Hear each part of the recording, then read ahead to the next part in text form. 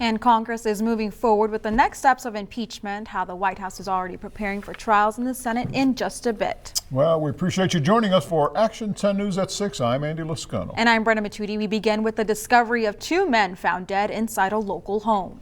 Well, police tell us they were called to the 1200 block of Elgin, that's near Morgan, around noon today for a report about a body found in a home. When officers arrived, they found 2 adult males dead inside the residence. Police say right now this is just a death investigation and they wouldn't release any more information. An attempted theft led to gunfire and forced several schools to go on lockdown this morning.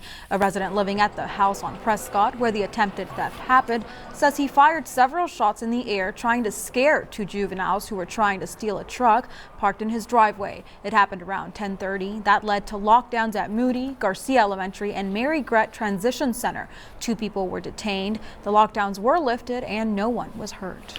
We now know the name of the man shot by 2 officers yesterday. The San Patricio County Sheriff says Miles Tackett was shot after he refused to drop his gun when confronted by authorities.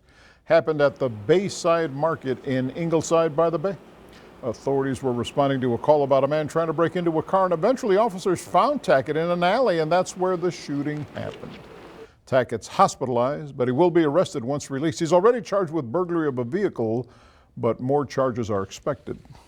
There's a new program that just launched by the U.S. Department of Veterans Affairs. It's aimed at helping military veterans with mental illness and suicide prevention. Take a look.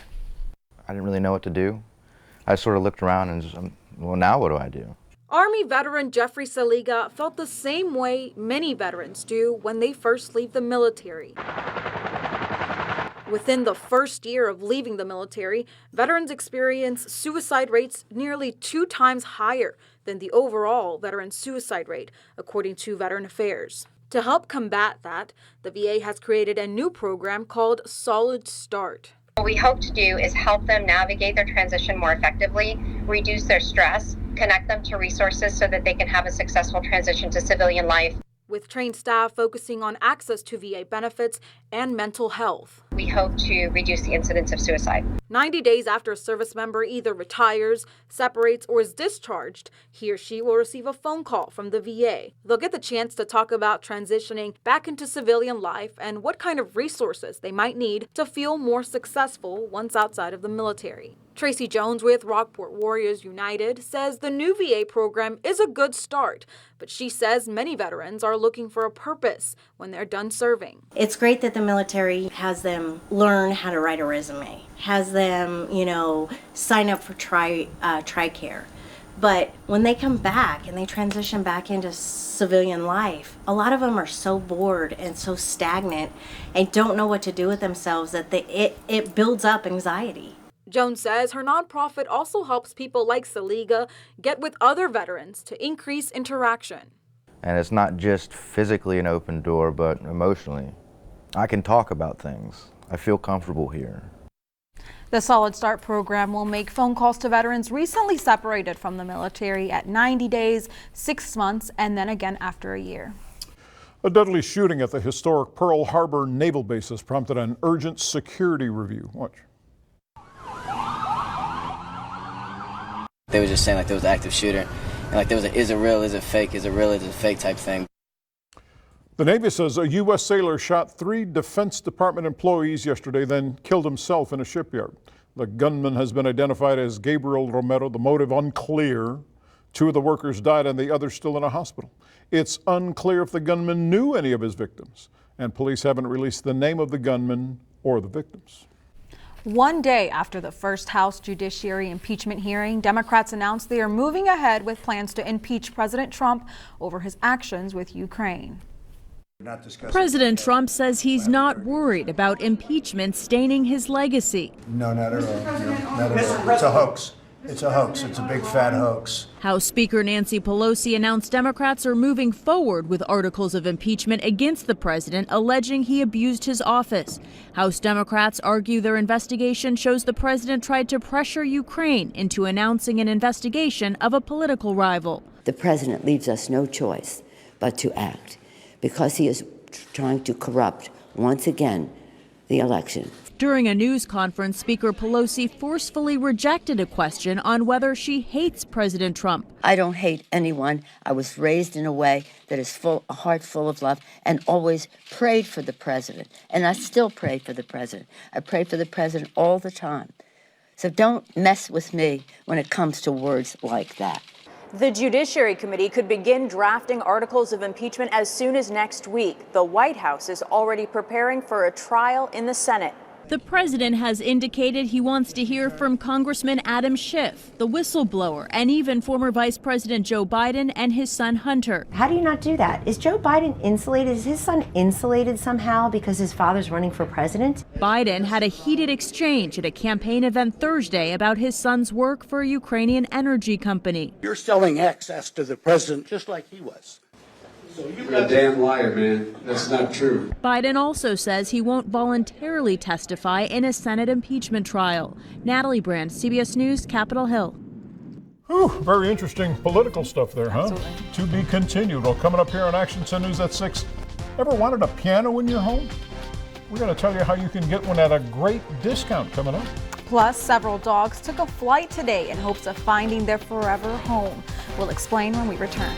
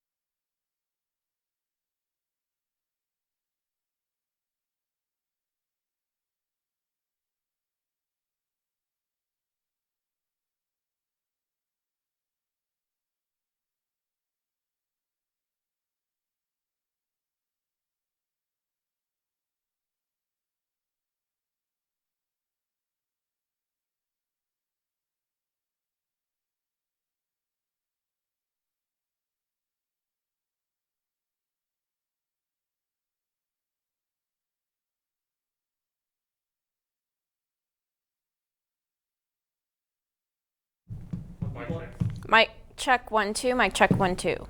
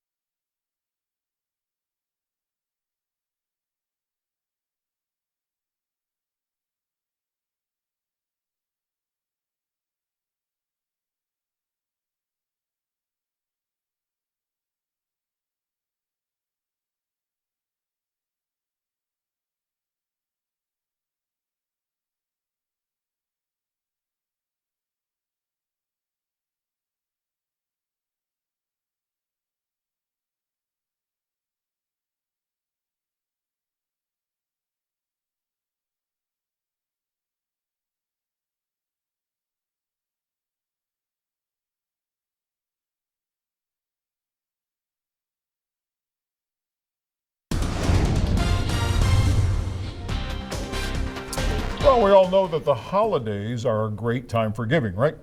You ever thought about giving somebody a piano for a gift? You know, I wish, but they're so expensive. But apparently now's the time if those ivory keys have been on your Christmas list. Del Mar College will be having a piano liquidation sale starting next Friday. Action 10 News reporter who also plays the piano has the details. Crystal. I would love to get a piano as a gift, so keep that in mind. And while these are expensive instruments, to begin with, the sale includes prices on 32 used pianos that have been drastically dropped. Music is a gift that lasts a lifetime. The Piano Gallery and Yamaha have a loan program with area schools and art organizations, including Del Mar College, where they provide pianos for students at the music department. If anyone needs a piano, we will loan them a Yamaha piano at no charge. Bettis says it's important to grow each community's cultural and arts vitality. These pianos are gathered together and brought over to the Del Mar Music Department and sold at dramatic discounts. The piano liquidation sale will take place December 13th, 14th, and 15th at the Del Mar Music Department. The zero interest financing will be offered, and the Piano Gallery will be delivering all of the pianos as well. Bettis says there will be pianos in every price range. Under $1,000, under $2,000, under $4,000, $5,000. There'll be baby grands, there'll be concert grands, uprights, digital pianos, and portable pianos. Here is an example of the types of discounts they're offering. Pettis says a brand new concert grand piano can cost $200,000. He says they'll be selling a used Baldwin concert grand, often referred to as a 9-foot instrument, for just $18,500. Pianos in every price range for every budget. For students that want to start at beginning piano lessons for a child or for an adult hobbyist, or for a professional pianist that's looking for a premium instrument. For an inventory list of pianos that will be sold and how to set an appointment to view the pianos, head to our website at kztv10.com. In studio, Crystal Dominguez, Action 10 News. Pretty good stuff there, Crystal. Thanks a lot. How about pianos and nice weather? We're supposed to be having a great weekend, and after the break, our Chief Meteorologist Sharon Ray has your weekend forecast and details on the next cold front.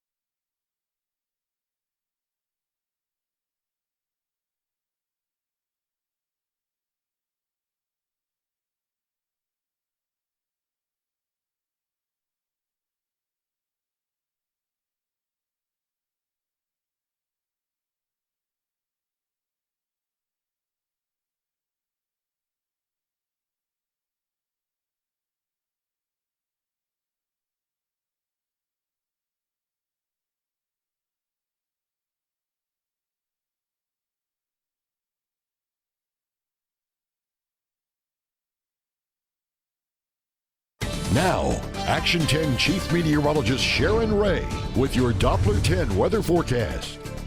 All right, it's December 5th and we hit 82 degrees today. Yep, we were way above average once again, and tomorrow we're still going to be above average, although we do have a cool front coming in. As far as rainfall, we could certainly use it. December's getting off to a dry start. We're a quarter inch below average for the month, 8.6 for the year, and our drought continues inland. The drought monitor this week was very similar to last week. Abnormally dry conditions right along the coastline, and then this peach-colored area is where it's officially a moderate drought, even a severe drought in northern B County. So we are looking for some rain, but I can't find any. Maybe a little bit next Tuesday, but if you look at the potential rainfall through next Tuesday evening, we're not seeing a lot, just a few hundredths, maybe a tenth of an inch of rain from a few showers, and that's it. So it's going to stay dry for a while. We have this pattern continuing. Right now, it's mild out there. Temperatures are in the 70s after that warm day today. We have our wind coming in from the southeast, so the dew points are high, and we'll see some low clouds and fog tonight. You can see temperatures tonight are going to stay warmer, too. We only drop into the lower to mid 60s coast side and mid to upper 50s inland, so not as cool tonight. Tomorrow night will be a different story, but tonight that southeast wind is going to help us out before it shifts back around. We're also going to see some fog tonight. I think it'll be more widespread light fog and low clouds, but there will be patches of dense fog in there as well. Fog tracker showing the visibilities here dropping again after midnight, and you can see at midnight some areas close to a half a mile visibility, and again we may see some areas dropping to that quarter mile visibility as well, but for the most part tomorrow morning we'll have light fog, patchy dense, and then it clears up between 8 and 9. Clouds that'll be with us in the morning will clear as well because, believe it or not, we do have a cold front going through, although it's not going to feel like it tomorrow.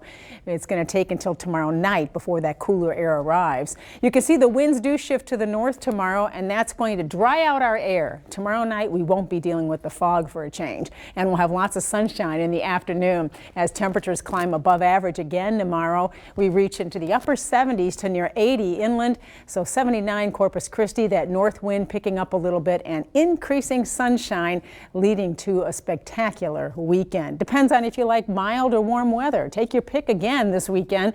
Saturday we stay only at 72, upper 60s and low 70s Saturday for highs after a cool morning, but we're right back up to near 80 Sunday. That south wind picks up and the humidity will climb as well. But for Saturday, the mild weather will be very nice, so we'll have clear skies for the Harbor Lights Festival. No changes in this forecast. It still looks like we'll cool down into the upper 50s by 8, so good weather for you to enjoy and get into that Christmas spirit out there as we're going to have good weather for the lighting of the Christmas tree. All right, well, here's our cold front. It's still sitting to our north, and it's not much of a cold front. It's just going to bring in some slightly cooler air. There's actually a secondary front behind it, and once this pushes through by Friday night, those temperatures come down. There's another one behind this that's forming out over the Pacific, and as that moves in, that'll be a stronger cold front for Tuesday. So here's a look. This is tomorrow morning. We have low clouds and fog. Those clear out. Nice day Saturday. Heading into Sunday, we're warm. The south wind. Those temperatures start to cool back down next week. It's Monday night, Tuesday. We pick up a little bit of rain and some cool air. Here's your 7 forecast brought to you by AutoNation. AutoNation will purchase your car. Vehicle from the AutoNation lot near you. So temperatures are going to come back up again as we get into Sunday. We're warm, Monday warm as we get into the start of next week. Look at that, low to mid 80s, and the breezes pick up. It becomes windy for Tuesday, and then we cool down a bit next week. And it's almost Friday, Andy. You know what that means? Football. Football. Veterans Memorial has their eyes on the prize as this 5A Division I team is getting ready to battle it out against San Antonio Wagner. Yeah, the game is tomorrow, Friday, Buck Stadium. So we're wondering, well, how do the veterans, players, and their coaches feel about this matchup against San Antonio Wagner? Well, our Jeremiah Marshall spoke with them. Veterans Memorial getting ready for their big game tomorrow, and the students, well, they share their reaction. You know, I'm proud of them, and I'm excited for them to be able to go have this opportunity to play a very good team. Earlier today, we met with the Eagles at their last practice before they go head-to-head with San Antonio Wagner. If you didn't know, in the last 2 years, Veterans Memorial has gone to the semifinals. However, this will be the first time in school history that this team will participate in the regional finals. Just staying calm, sticking to the game plan. our coaches put together an awesome game plan. I think as players, if we can just stick to it, we'll be all right. Head coach Cody Simper says this season the team has faced some adversity, but throughout it all, these players never gave up and are ready to face their opponent. They're a solid team, I'm not going to lie, and they have a lot of athletic players and big players, but I believe the coaches set up a good plan for this week, so I think we're going to come out good. The game will take place at Buccaneer Stadium tomorrow starting at 7 p.m. and will also air live for Thomas J. Henry's Game Night South Texas at our sister station Chris 6 News beginning at 7:30. And for those who need a means of transportation to Buck Stadium, well, the RTA has you covered. I'll explain more details later tonight. Jeremiah Marshall, Action 10 News. All right, Jared, thanks for the update. Now we're just a little more than an hour away from the start of another big playoff game. This one, the Refugio Bobcats and the Holland Hornets, 7:30 tonight at the Alamo Dome. This is the 2A regional final. The winner's going to go on to the state semifinals. Both teams, Refugio and Holland, undefeated. Kickoff's at 7:30. And the annual Teddy Bear Toss is this weekend at the American Bank Center. Saturday's game between the Corpus Christi Ice Rays and the Lone Star Brahmas will feature the Ice Ray Teddy Bear Toss. All fans are invited to bring new teddy bears or stuffed animals to the game. And after the Ice Rays score the first goal of the game, we want those teddy bears out on the ice so we can collect them up and give them the kids in need so they can have a great Christmas. There's no limit on how many teddy bears you can bring. Of course, the more the merrier. The team hopes to collect more than 1,500 stuffed animals. The Ice Rays will also be wearing ugly sweater-themed jerseys that will be auctioned off after the game. The game starts at 7:30 p.m. Atta girl. Good. All right, hop on in there. So this chartered flight carrying some very precious cargo took off from the airport this afternoon. A rescue group called Pilots and Paws loaded some pups that had been at the Nueces County Services Shelter. The VIP passengers included a mama dog, her 6 children, and 2 other orphan puppies. They'll be taken to a foster home in Georgetown. So they'll stay in foster until the rescue can screen potential adopters and find them a permanent, loving, forever home. All right, that's what we like to hear. Find them a forever home, give them a lot of love. Nueces County Animal Services says there's so many strays or abandoned animals in their care, they sometimes have to work with groups like Pilots and Paws to find homes for them outside our area. And speaking of pets, Corpus Christi Animal Care Services is hosting another free microchip event. It's taking place on Saturday from 10 a.m. to 2 p.m. at the Gardens of Cole Park. CCACS says there is a limit of 6 microchips per household. Also, dogs must be on a leash and cats in a carrier. U.S. Coast Guard saved a dog who was having a rough day on the water. Let's go, buddy. Come on, buddy. Oh, wow. The night crew got a call about a dog in distress swimming off Fort Myers Beach in Florida. That's when they pulled alongside the dog and their boat pulled him out of the water. And thanks to the crew's life-saving expertise and training, the dog made it out safely and was returned to her owner. Yes, yes, yes.